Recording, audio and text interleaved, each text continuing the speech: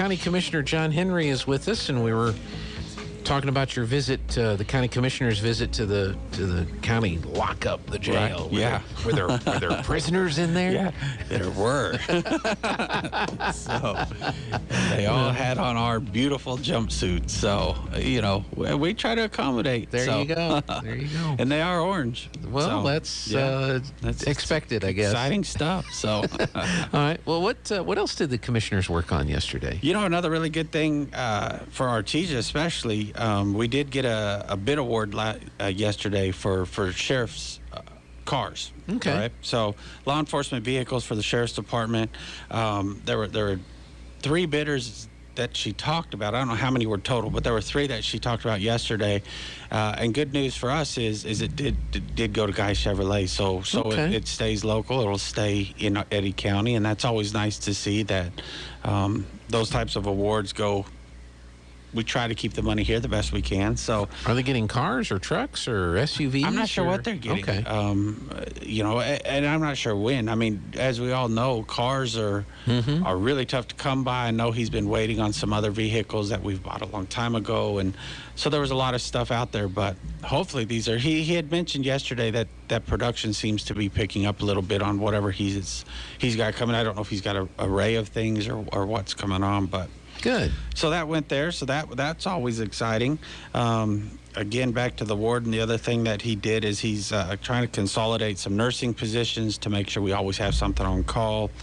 And really, that's the bulk of that excitement on the agenda. Like I said, it wasn't a long meeting, but it wasn't a super short meeting. But because of the jail, we tried to keep it somewhat short. The one thing, once we got into comments, and we've kind of talked about this, so it seemed like a day to talk about mental health and drug abuse type problems. One of the comments I made at the end that I'd really like us to see, and I don't even know where to go with it, and that's why I made the comment of how do we approach this, but we see what's happening on the border. I know we've talked about it a lot. One of the big concerns is this isn't now a Republican over here, Democrats over here. Now you're seeing a really blurred line because a lot of even Democrats across the country are getting really upset because of the fentanyl that's coming across. As we know, that's one of those drugs that you could probably take it 10 times and it'd be bad, obviously. But that 11th, if that mix is wrong, it's one that it's a very, very, they're all deadly. Yeah. But fentanyl has become a major issue, and we're seeing a ton of it. And now even Democrats, I think, one of them in Maine is upset because she's seen a huge influx of fentanyl into Maine. And that's a real concern for us because obviously it's coming through the border, coming up. So it's coming through New Mexico. We all know it. We can't hide to it. But yet New Mexico's really not talking about it at all. I mean, you see Arizona, you see Texas, you see a lot of these other states talk, not just immigration, it's the drugs. Right, right. We saw a report in this last weekend that they're showing there was 23 or 26 known terrorists that they finally, and New Mexico was the only state that had nothing going on in it. And so how do we really approach this subject as not, like I said, not Republicans and not just them? How do we approach it? Because it's affecting the state across the board the same. The drugs are coming across the same. It's not a southern New Mexico problem. It's getting north because we know it is because it's ending up in Colorado, Maine, all these other states. Yeah. It's ending up there. So really, how do we start focusing on that and having New Mexico call attention to, we need something. If we need to fix immigration, fine, figure that out. But we've got to stop the drugs and the things coming across here because that's killing our children. That's killing moms and dads. And that's got to stop. I mean, they're finding thousands of pills, and it takes, I don't know what that's considered, but it's the point of your pen. It could be enough for someone like you and I that have probably never done drugs in our entire life. If you get that, you're done. Yeah. And so it's really a massive problem that nobody's speaking about in this state. And I really wish, I don't know if it's the counties. That's what I asked the sheriff because he's in the New Mexico counties. He's not the president anymore. I don't know where he's wrapping around back to, but he's been really involved with that. Is that where it is? How do we even start to approach this conversation? Because Eddy County's lucky in the sense of at least we have the funding to try to to help but there's some other counties, they don't have funding, they don't have any help, and they're getting overrun with it, and that's not right. I mean, we've got to start making sure New Mexico is taken care of, and it feels like for the most part, our federal delegation is silent. Right. Our state government is silent, and that's not calling anyone out. That's just saying, hey, help us understand why. This, like I said, take immigration off the table. How do we stop the drugs? How do we stop this fentanyl from coming across? Yeah. You've seen that the rise of fentanyl deaths are skyrocketing. It's a major concern. It's a major issue. And I think if we continue to ignore it, we're going to really regret that. I think from a law enforcement standpoint, the sheriff has talked about this too. It not only affects the person that's taking the fentanyl, it can be deadly to anybody that comes in contact or handles the fentanyl. Yeah.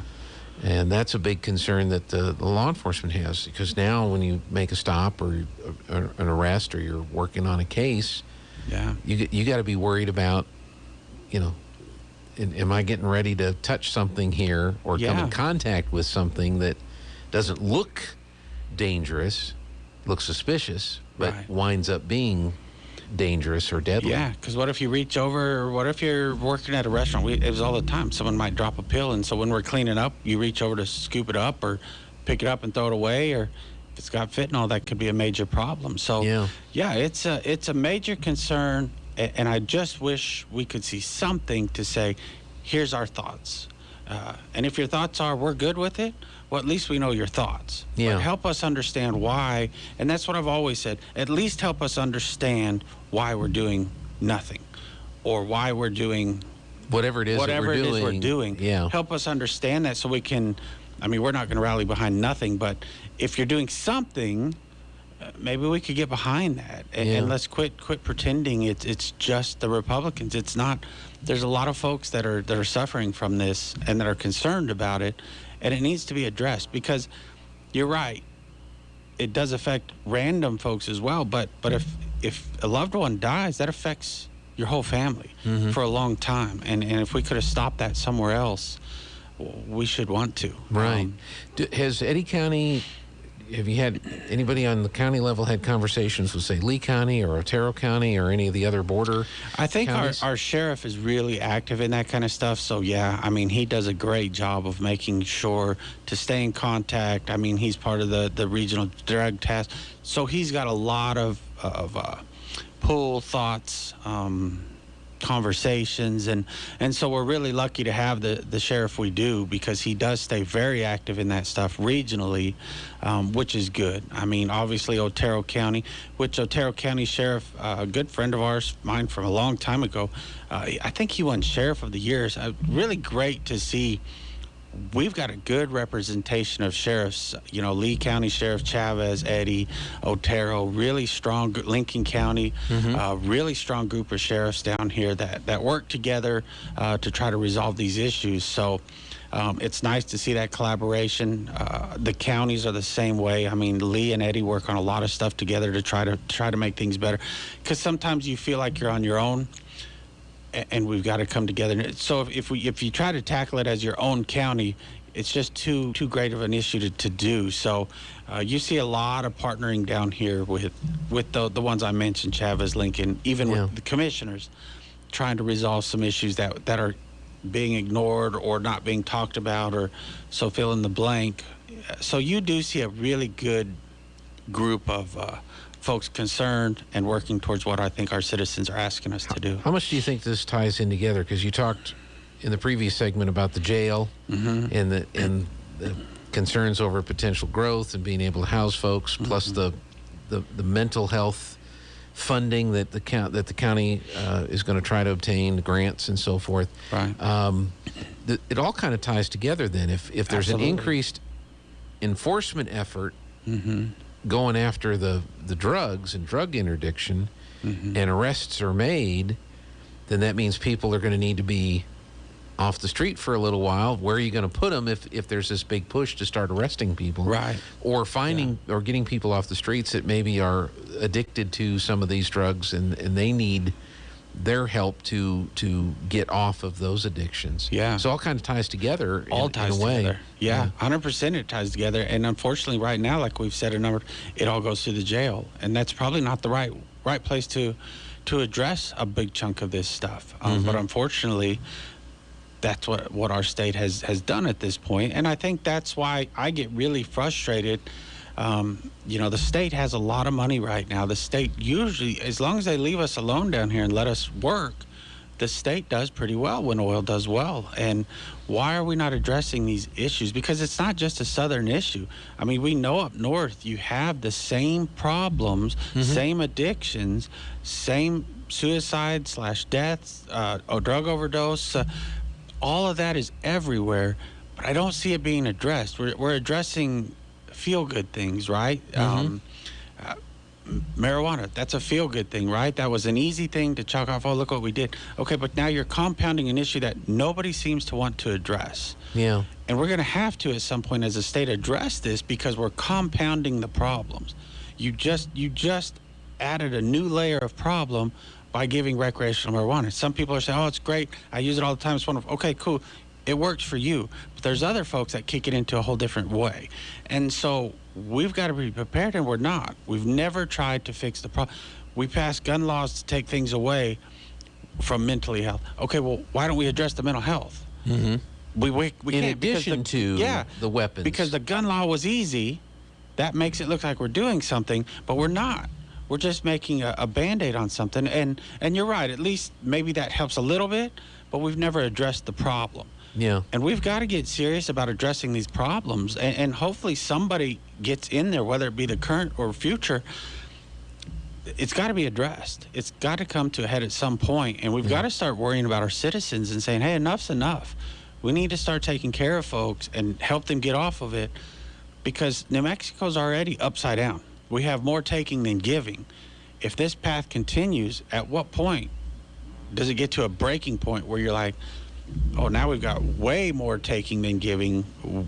We're upside down. We're already upside down, but we're really upside down. When you see an increase in activity of gated communities, then you know it's reached the tipping point, because the people who can afford to do it are going to take steps to protect themselves. And the rest of us are all going to be sitting around wondering where's the help in all of this. Yeah. You mentioned the recreational marijuana part of this. Has any entities come before the county for approval through the county ordinance to set up shop? Not yet. Not yet. Okay. I don't know if they're working on any, but nothing's been presented to the commission yet. To the commission. So everything that has been presented has been through the cities so far. Yep, just the cities so far. Yeah. Nothing in the county. But the county has an ordinance, so if somebody wanted to do that. It's apparently legal everywhere. So as long as you fall within that ordinance, it's I'm surprised.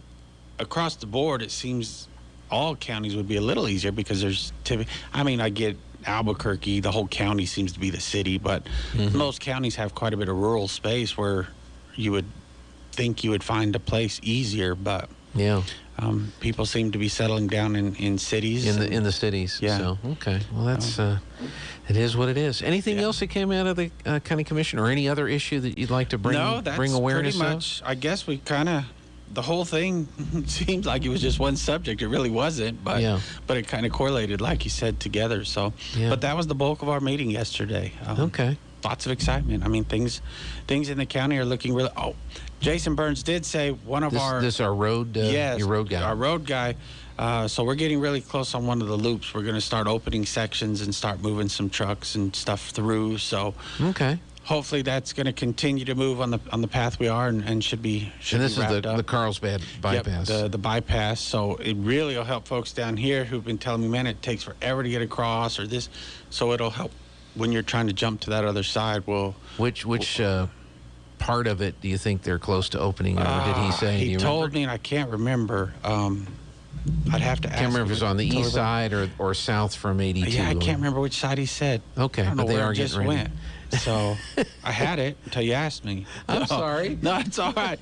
My fault. I just totally blanked on it. I'll get it and I'll send it, or I'll have Jason send it to you or something. Okay, but they're getting close. But we're getting close, so that's good. We're making a lot of progress on our road systems. He's getting ready. I know there's a lot of folks that have been asking me about their road down here. Mm-hmm. Hey, when's it going to start? When's it going to start? Because I got a bunch during the cold, and you can't really do a lot during the cold because it won't stick. So he said, yeah, and he started naming some roads. So we're going to have quite a bit of work down here started soon. Okay. So those folks that have talked to me about your major road issues, hopefully we're going to see that in the next couple weeks, get started, get finished, and moving. So excellent. Lots of excitement. This is a great time for roads. This is when everything kind of gets kicked off because we've been anxiously anticipating warm weather so we can get that thing rolling. It's road season. It's road season, yeah. It always seems to be road season, but now's when we can start catching up on that road season. Actually working on the roads and getting them ready to go. Absolutely. All right, County Commissioner John Henry, thank you so much for your time. We do appreciate it. Thank you, sir. And we'll see you next time. All right. We're going to